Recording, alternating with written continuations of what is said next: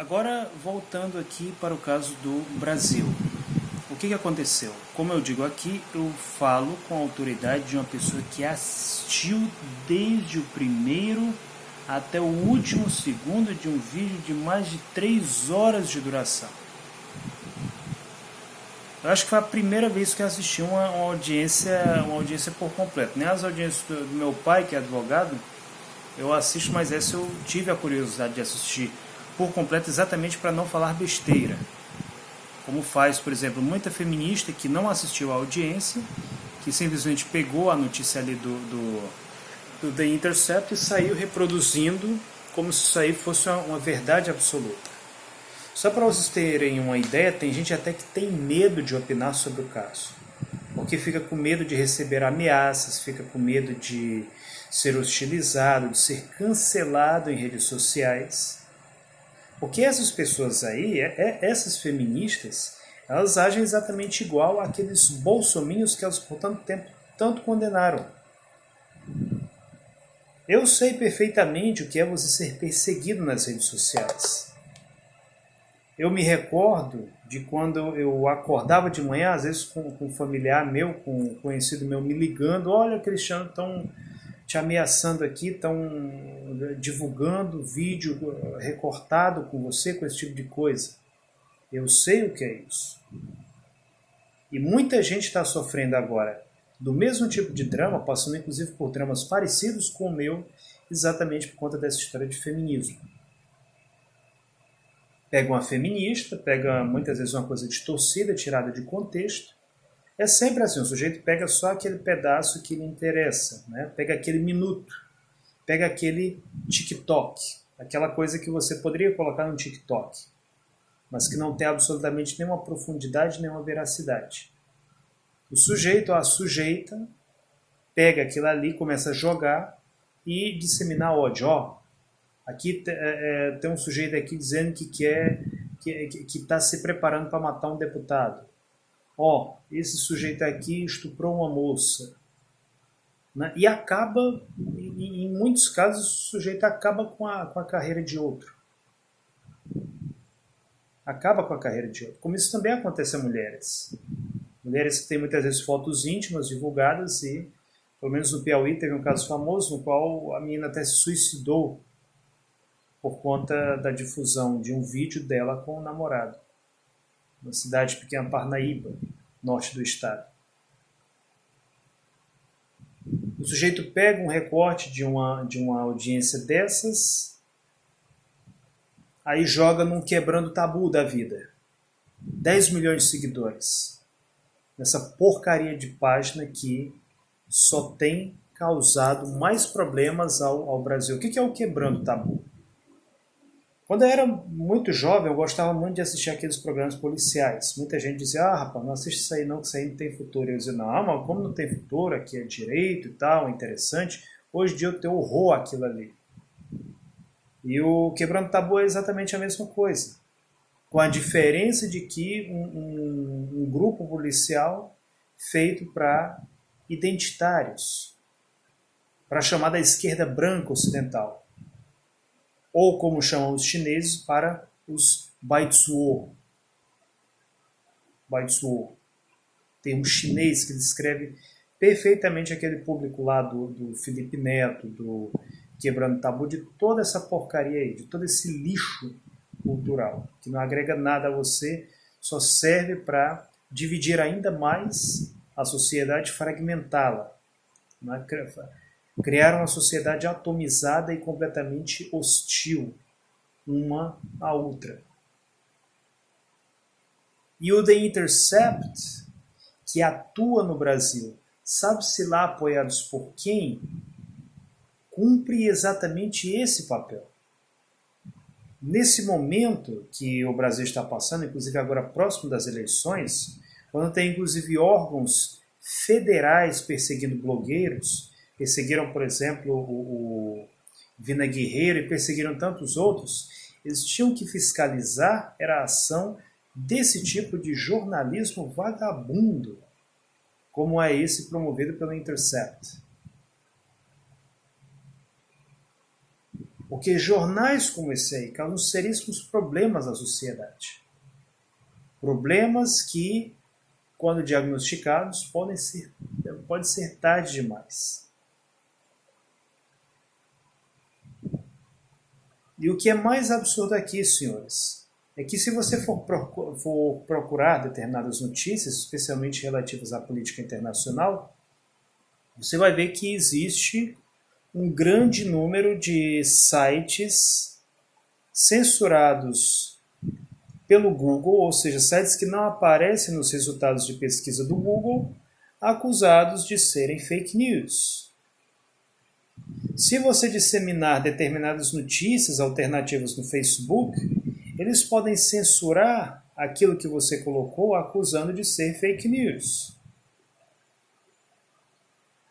Agora, por que é que, que as fake news do Intercept continuam sendo livremente e amplamente difundidas na rede brasileira?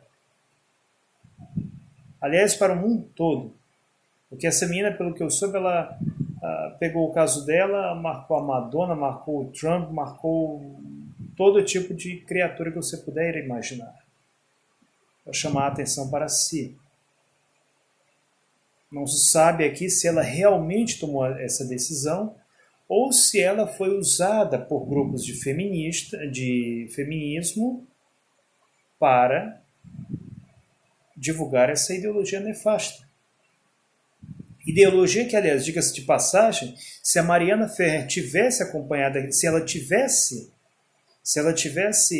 visto o nosso vídeo Seitas Modernas, Feminismo, ela não teria dado os vacilos que ela deu na audiência dela. Porque o que ela tenta fazer? Ela tenta emplacar ali, primeiro, uma postura completamente emocional para condenar o réu, já que ela não tinha provas mesmo. Ela, durante 3 horas de processo, não apresentou uma única prova de que ela foi dopada ou drogada, não apresentou uma única prova de que ela tenha sido estuprada, não apresentou prova de absolutamente nada, até mesmo deu respostas contraditórias o tempo inteiro, além de constantemente criar atritos com o advogado do réu e também com outros membros e até mesmo com o juiz. Uma postura absolutamente irresponsável, uma postura infantil, na realidade, um depoimento cheio de contradições e de emoções. Aliás, todos os depoimentos ali, convenhamos, com exceção do dono lá do estabelecimento, do clube noturno, foram depoimentos deploráveis. Eu estava assistindo aquele depoimento mesmo do réu, né? E eu, por exemplo, que não consumo pornografia aqui na minha casa, e aliás em lugar nenhum, aquilo ali parece mais um relatório de aquilo ali parece mais um roteiro de um filme do Kid Bengala. Eu estava vendo aquilo ali, meu Deus, como é que um profissional do direito faz uma pergunta tão escrota, né? E o réu também contando como é que a coisa aconteceu ali, quer dizer, o cara é que uma hora levava a mão ali para um canto, talvez ele depois fosse o quê? Fosse apertar a mão ali de um amigo dele, quer dizer, um negócio completamente bizarro. Aquilo não era nem para estar no YouTube, aquilo ali era para estar no PornTube, né? no Hub Porn, dessas porcarias desses sites aí, que no meu humilde entender tinham inclusive que ser proibidos no Brasil, como aliás é proibido na Rússia, merecidamente, felizmente. Lá na Rússia é proibido o acesso a sites de pornografia. É uma forma, inclusive, de você prevenir a violência e atos imorais contra a mulher. Aqui no Brasil tentaram fazer isso, mas infelizmente ficaram fazendo pouco do deputado, né? Piadinhas aí, matérias absolutamente irresponsáveis, escritos por sujeitos desajuizados e provavelmente também pervertidos. O que eu vi ali foi um negócio, uma completa aberração.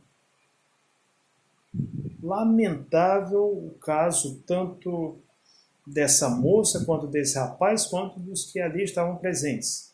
Mas uma coisa é certa: qualquer pessoa que estudou direito sabe que existe no direito brasileiro o princípio indubio pro reo. O que é o princípio indubio pro reo? Se você não tem absoluta certeza da culpabilidade do réu, isso significa que ele deve ser inocentado. Se você não tem provas de que alguém praticou um ato criminoso, então esse sujeito deve ser inocentado. E foi exatamente o que aconteceu. Não teve história nenhuma ali. Em mais de 3 horas não teve nenhuma história de estupro culposo. O que aconteceu é simplesmente que a tese da acusação ela não foi acatada, visto que não houve elementos de prova. E que assim, exatamente por causa disso, o réu foi absolvido. Isso foi o que aconteceu. Isso é o que um sujeito que tem vergonha na cara deveria fazer. Se informar primeiro. Primeiro o sujeito ele se informa, só depois ele emite uma opinião. O grande problema é que hoje nós temos, em vez disso, um verdadeiro tribunal de inquisição.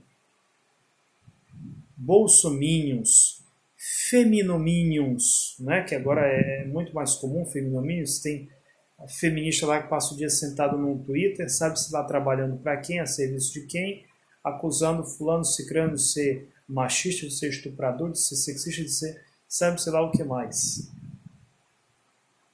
São verdadeiros fascistas que querem acabar com a vida de diferentes pessoas, principalmente homens. No caso desse cidadão, ele ainda conseguiu se safar porque é um sujeito rico que conseguiu contratar inclusive um excelente advogado, ver a atuação dele, um sujeito que teve perguntas bem incisivas e diretas. Aliás, no mesmo estilo que muitas vezes eu pergunto a feministas em grupos de debate. E conseguiu, por isso, se safar. Mas imagine se ali, em vez de um empresário, fosse um operário. Se fosse um técnico de informática, mesmo, enfim, um trabalhador. Um operário, um proletário, para ser mais exato. Talvez tivesse sido uma situação diferente. E do mesmo jeito que ali, um homem rico, né, podia ter um proletário podia ter sido condenado, também o empresário podia ter sido condenado, que não aconteceu. O que está acontecendo agora, e que aliás é uma situação previsível, e nós já advertimos sobre isso no nosso vídeo de quase 2 horas sobre o feminismo, seitas modernas do feminismo, é que provavelmente agora as feministas irão fazer um barulho enorme, irão tentar pressionar, tentar fazer barulho, tentar pressionar a justiça para condenar o sujeito. Como, aliás, já acontece em muitos países. Sempre que a justiça decide a favor do homem, então as feministas começam a fazer barulho. Exatamente por causa disso, hoje em dia muitos juízes estão decidindo a favor de feministas exatamente para evitar barulho. Isso é o que acontece. Infelizmente. Mas, no final, a verdade prevalecerá.